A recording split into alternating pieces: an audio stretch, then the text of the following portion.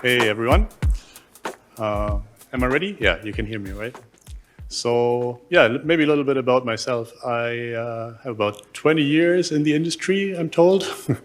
I spent about 10 years in VFX and animation industries, and I think I'm completing 10 years at Side Effects this year. If you have any ideas for the next 10 years, let me know. Maybe prompt engineer or something. I hope not. I don't want that to be my future, but yeah, let's go. I was going to say, I'm quite glad the previous talk was a little bit technical because we're going very technical now. I was thinking about doing a show of hands. So who's a Houdini user, obviously? Who's plugged some nodes together? That's the same. That's the same, same set of hands. Who's written some Vex? Because we're going straight into Vex, no warm-up. Who's written more than 10 lines of Vex in a single wrangle? Okay, good. That's good. That's better than I expected. So that's great. Yeah, so my talk is about fast Houdini, but it's a bit of a clickbaity title, to be honest. Like it's quite focused on like Vex and certain. It's mostly a collection of certain things I just discovered while working on the software and working on certain features. So it is from a perspective of someone making tools. Like some of these things you'll find, they get a bit complex, a bit complicated for the task at hand. But it's from the perspective of someone making tools in Houdini, right? So something that you expect to be used a lot by many people or across many shots, you know, many projects. So keep that in mind if you ask yourself, like, what is this guy doing? This was already fast enough. First of all, you're wrong, but yeah, just keep that in mind. But hopefully this will be interesting, and I'll show you some things you didn't know. So yeah, like I said, we're going straight into Vex, and this is something that I found while working on grooming tools, which is the main thing I do at the moment for the past few years. I'm the developer behind the grooming tools in Houdini and feather tools that are new in Houdini 20.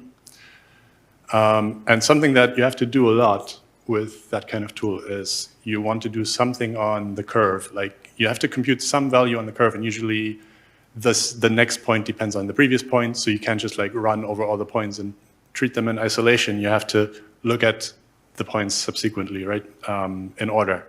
So you do that on primitives, right? You take the primitive and you have this little function that gives you the list of all the points, and you do some work on them. You don't have to read this exactly to understand the talk or anything. So you compute some value, and then there's this little innocent function at the bottom here, set point attrib. So that's the one that writes the result to each point. And this is something that can be very slow, like especially if you want to like make the fastest possible grooming tool in Houdini. Let's compare it. So basically what I'm doing is I'm taking these hundreds of thousands of curves and adding some curl noise to them. And you'll see when I play my animation, it's a bit slow, but of course that depends on like how many curves you have and everything. But let me show you what's happening underneath. I also thought I'd take the opportunity to show you some things that you don't have access to because it's not in the release build. But basically, as developers, we have these builds that include some profiling tools. So I have some profiles saved of this running. I just have to think for a second. So this is Tracy. This is like a profiler that's focused on game development, which like makes sense when you want performance optimization. When you write a game that has to run in 60 frames per second at least, so they're very focused on performance. If you're not familiar with this kind of tool, it's basically a timeline where you see how long each process, each function takes to run. So it's a timeline going across horizontally, and then these blocks of dark background separated by the gray lines, these are your cores on your CPU. So this is a bad picture, what you see here. This is basically the main takeaway from this. Whenever you see a lot of background, that's pretty bad because your computer probably has like 16 or 32 cores. And what we see here is one core busy, and then every other core scrambling to do some work at the very beginning, and then it's all like happening on one core. And basically why that is these functions like setPoint attribute that take an element number, like here, you tell it which point to write to. We have to do something special with them, so they always run in the same order. So these commands are kind of added to a queue, which at the end is sorted. So they're sorted by element number, sorted by point number, so they're always going to be in the same order. You can't just take like whichever order they come in, because all the threads in the CPU are competing with the order, right? They all want to be first, basically. So that's what's happening here. So that's why it's a lot slower than it can be. And that's a lot of background information, but there's one simple trick you can use to get around that. And I thought it's a pretty general one, like it's not limited to curves or grooming tools or anything. Basically what you do, instead of the set point, let's jump between these two actually. So this is the old one, this is the new one. You just add like a list of positions that you store as an attribute, and you append to that list. And basically what you end up with in your attribute is on the primitives, you have this list of all the points, which seems like it's extra data and extra work, but because with this trick, you're able to use all the CPU cores that make more than makes up for it. So let's play that back. So this is the kind of slow one, and this is the fast one. And I have to say, on my machine at home, the difference is a lot bigger because it just has more cores. But let me also prove to you how different that looks in the profiler. So it looks very different. You get something like this, right? That's one you want to see. So basically that whole stuff that was compressed at the beginning with the other picture, that's it. And it is actually, right, if we compared size for size, you'd have to look at it like this. So it's done much quicker. Of course, with this trick is kind of limited to where the group of things you're working on is like per primitive. So you have the points that are contained in one primitive, which doesn't really work if you have, let's say, like some fragmented chunks of polygons or something like that. You don't have that one primitive. But of course, in a lot of Houdini nodes, you have the piece attribute, so very oftentimes you can use that. I actually had to check on attrib promote, so this is a very important feature on attrib promote. It was added in 2018, I think it's like Houdini 17.5. And before we had that, so my time as a Houdini user is before that, we had the add sop, right? So you probably know this trick, but basically when you have these, so I have these fragmented polygon chunks, and I want like one primitive for each one that contains all the points. So I can use these sorts of tricks on that geometry. So with the add sop, we have this, of course the add sop has the option to delete geometry. That makes perfect sense. So we delete all the geometry first, but we have a piece attribute on those points. So we still know which piece they all came from. And then in the polygons option, we have adding a polygon by attribute, and we just put piece in there. So that way we get one line connecting all the points in a piece. And then we can use these tricks again. Here, I'm doing something different where I'm just coloring each chunk based on the number of points it contains. And I can use like a simple function like prim vertex count to do that, because there's this direct relationship. So it's a kind of abstract one, but I just wanted to show an example of using these, relationships between points and primitives in a generic way. So there are a lot of applications for that in Houdini.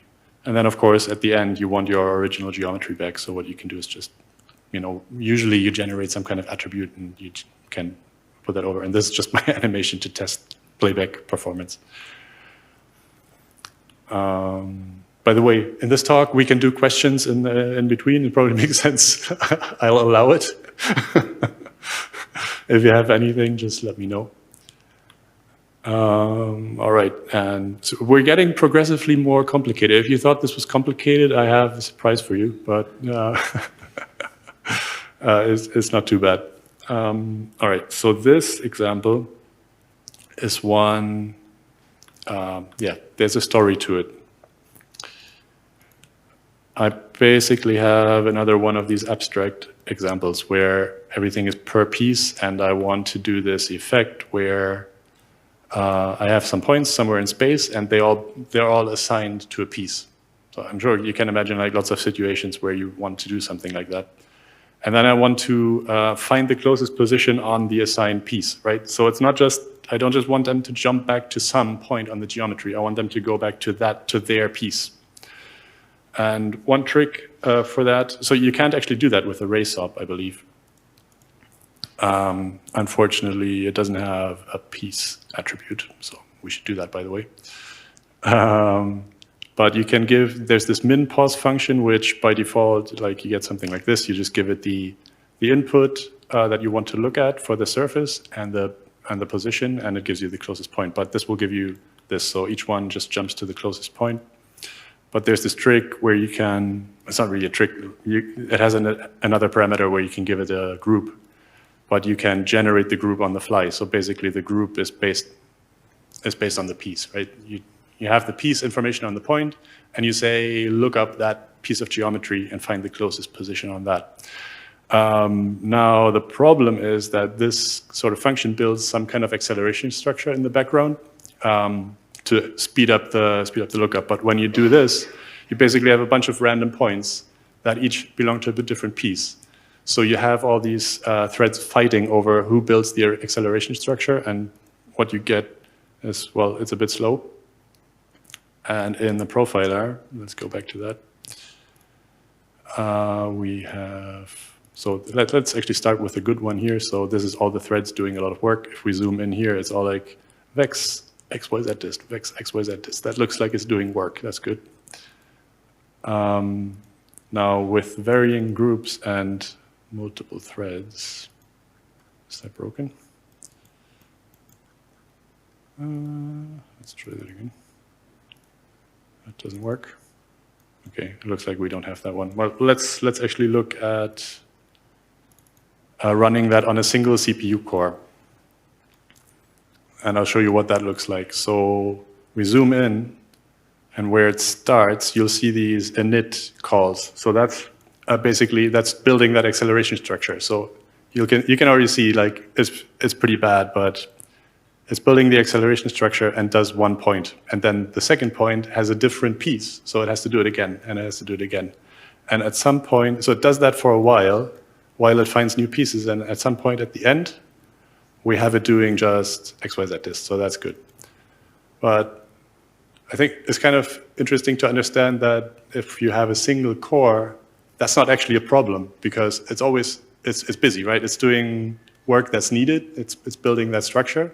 It's looking at a point. It seems kind of weird that it's only doing one point, but it's not actually a big problem. But it becomes a problem when you're multi-threaded, which unfortunately that trace broke. But it's basically like black with some scattered colored pieces, like dots, where it gets an opportunity to do something because they're all fighting. Because not all the threads can write their results at the same time. They have to wait on one another. So yeah, I said there's a story to this. So I built this whole thing to make a faster setup. Let's compare. So this runs like that. This runs like that. And I'll walk you through it. I was wondering about which order I should tell this in. So I look the least stupid, but I'll show you this later. But the interesting thing with this specific setup, so the points are coming from a scatter. And if you just toggle off this randomized point order, that changes everything. And I posted this in the dev channel in side effects, and nobody knew nobody knew about this because it's not that obvious, I guess. But if you just turn that off, it's basically just as fast as this other involved setup. Good for you. But I'll show you, hopefully I can show you what that looks like. So I can't really show you how bad the other one looked. But basically what you end up with is we process the geometry in chunks. So like there will be blocks of like 1,024 points that we work on in each core. And when you sort them, the block usually contains like all the points of one piece, right? Because they're sorted. So if you had like each thread doing 1,000 points and you had 3,000 points in a piece, you only get the points spread over 3 threads. So there's not that much weighting going on. And I actually had a situation where this was faster than looking at all the geometry at once with the ray saw. So yeah, this is by far like the most extreme case of like the most extreme impact I've seen from this option, but I've often seen things where this makes things twice as fast if you just disable this. So if you don't depend on them being random, you know, it's always a good option looking at that. It can make a real difference. Who wants to who wants to see what the hell is this doing? No one. Okay. I'll show you anyway. I'll quickly walk through it because there's some interesting tricks in it, I think. Basically, it's back to working on things all at once. So you could do this in a for each loop or something, but that would be really slow. So what we do is we merge the points with the geometry. And then this basically computes some bounding box. So it's a nice trick for computing a bounding box on all these pieces. You take the position and promote that, keep it on point, but promote it to the piece using the piece attribute. And you take the maximum, and basically that gives you the max corner of the piece, right? And then with a minimum, you get the other corner, and then with some vex, you get the bounding box size by subtracting one from the other. And you take the average of the corners to get the centroid.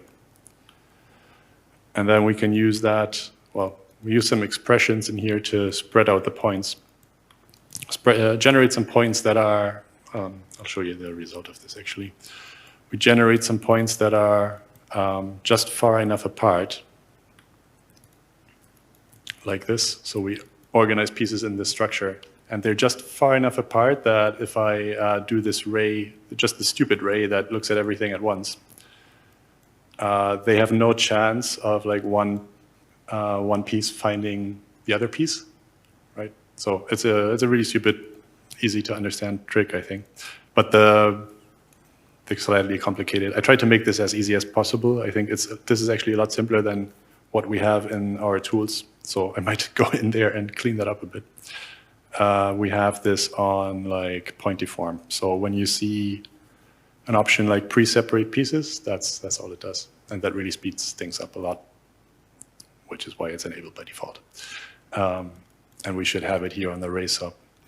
So it basically does that, and when I play that back, well, it's not that easy to play. You can see that my animation was this, right, increasing the jitter distance. So with my setup, that increases the bounding box size and everything. But then when you see with the ray saw, they all find their piece, right? They don't jump over to the next neighbor or anything like that. And then I apply the difference between these two inputs to the original thing. And yeah, this is what's happening in a lot of the tools that have these options. I think the new surface deform or like the feather deform has that as well. I actually didn't even add the option to turn it off because I think it just always makes sense. Yeah. Okay, now the more complicated and most interesting one, I think. These have all been kind of in the theme of making all your cores do actual work, right? Like sometimes you have to do some extra work to get it into a format where that can happen, right? Where the CPU can be busy. The main takeaway from this is, I think, like you have so many cores that usually you can make up for the extra work by getting all the cores busy. So that's really the theme of that. This one is more about doing the least amount of work possible. And it's basically the setup where I generate these geometries. So excuse the super abstract examples, by the way. Just imagine these being like beautiful building blocks or something like that. You know, city blocks, something like that. It's an example for like procedurally generated geometry of any kind. And basically, we have these source points. So the whole idea is that we have these source points that define some attributes for the geometry to be generated. So that is really simple. It's just I have like multiple iterations of polyextrude. So I have an iteration count and an extrude distance, as well as a type. So the type is just the type of geometry. It's just from these platonic solids. So what we end up with is, yeah, initially it's this. No, sorry. Let me actually quickly jump in here and set the iterations to 0. If I just add a point attribute, integer, iterations, 0.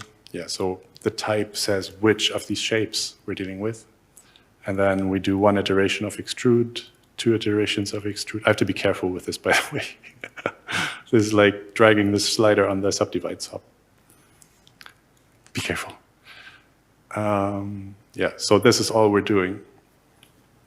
Now, the easiest way to get this kind of, like, if you just wanted to render something like this, you'd probably like generate a few shapes and instance them randomly, right? But I wanted to build something that's more flexible than that. Like if you had, let's say you had some city structure or something like that, and each block could be connected in different ways, or it had like entrances in different positions, you could encode all of those things in an attribute and it would generate the ones that are actually needed. Like this is the case for a setup where you have potentially like a lot of things and not like a few instances that you instance a lot. And so there would be like many cases that never occur on the map or something like that, right? That's the idea behind this. So I have a switch down here where I switch between some different setups. This is kind of the stupid one where it's just taking each point, running a for each loop, and generating each piece. So there's no instancing, right? Of course, that will get a bit slow. So when we get to 15 by 15, it takes a while. 20 by 20.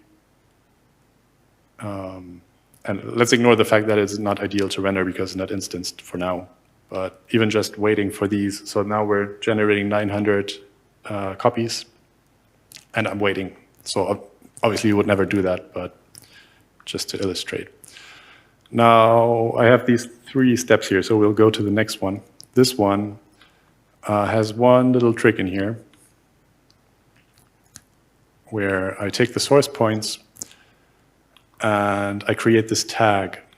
And the purpose of the tag is basically to have one attribute that that encodes all the attributes, all the properties. And it's really stupid. It's just a string. So you have a string. I'm not sure you can read that, but it basically says like T2 I1 something.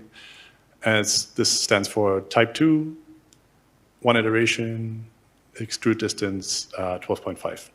Okay, so everything that's unique about this instance is encoded in here. So it's important that for whatever you're building, you need to be able to do that. And then we have this thing here, keep unique. And this has a trick where on each point I do a find attribute, and I find a point with my tag. So each point is looking for a point with the tag it has on itself. And basically, I only keep points where the function returns the point itself, if that makes sense. So if you have like a bunch of points that all have this tag, it'll find the first one, and I only keep it if I'm that point. So that's how I delete everything that's not unique. You can probably do that in simpler ways, but you end up with, so the idea will be that we will run our loop on those, right? So we're only generating geometry for the unique ones. And then we'll set their position to 0. So they're packed primitives at that point. And then we copy to the source points based on, we're using tag as the piece attribute. So because we have some relation set up between these, right? The packed primitives still have the tag, and the points have the tag, so I can make that relationship. So when you see something like these guys that all appear to be the same, they're probably instanced. Although like one little thing I have in there is the extrusion distance, so that might still be different. And I'll talk a little bit more about that as well, because that is a bit special. So, okay, what does that give us? What does that mean? It means at this point we're probably not gaining anything because we haven't saved that much. But if I jump back to the unique points, as I increase the rows, you'll see at some point we have all the combinations, right? So I can go to like 1,000 by 1,000. Let's be a bit careful, but oh, I gave something away. Wait, you weren't supposed to see that yet. So there are very few points, right? If there were all the points, that would be 1,000,000.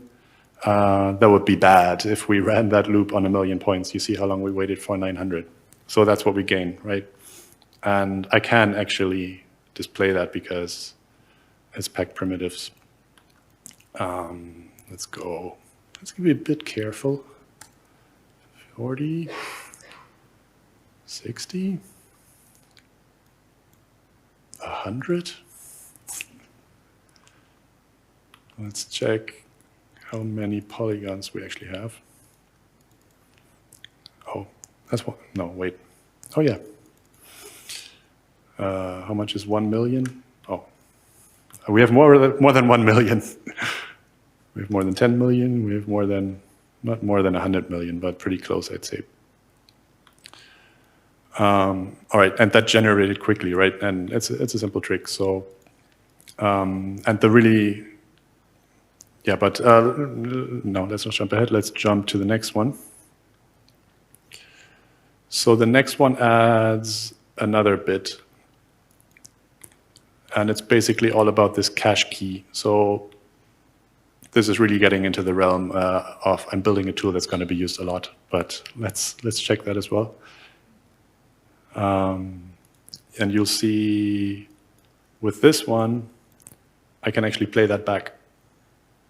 And it is actually doing all the work. Like if I were to change something here, it would update and you can play it back at that speed. But basically what happens here is I'm using this cache if. So this is the kind of killer node for I want to do only the work that's necessary, right? You want to keep the work you've already done if you don't need to, if the input hasn't changed.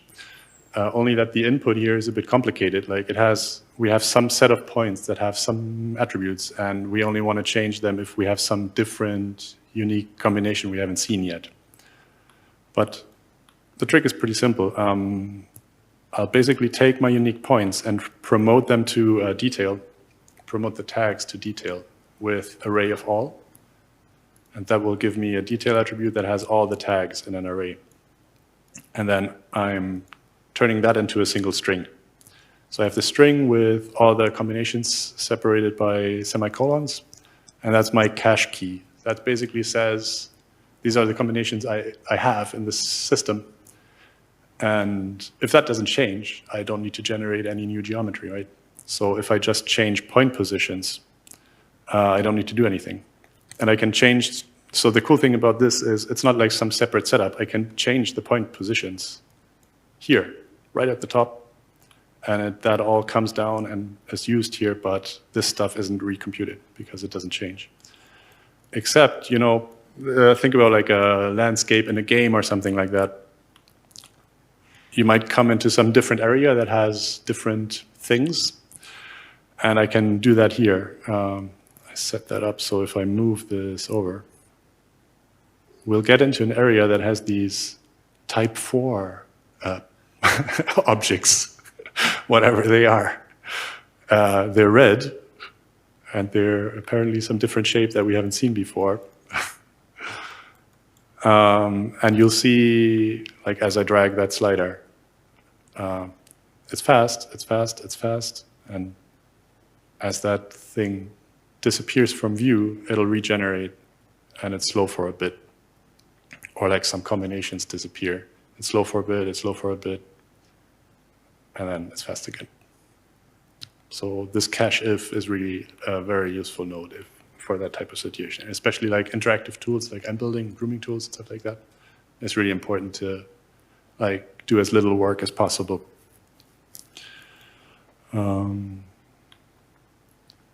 Yeah, and that's it, I think. We've made it to the through the complicated one. Yeah, I hope you get something out of that. I hope that was useful. And if you have any questions, please shoot. You can also ask.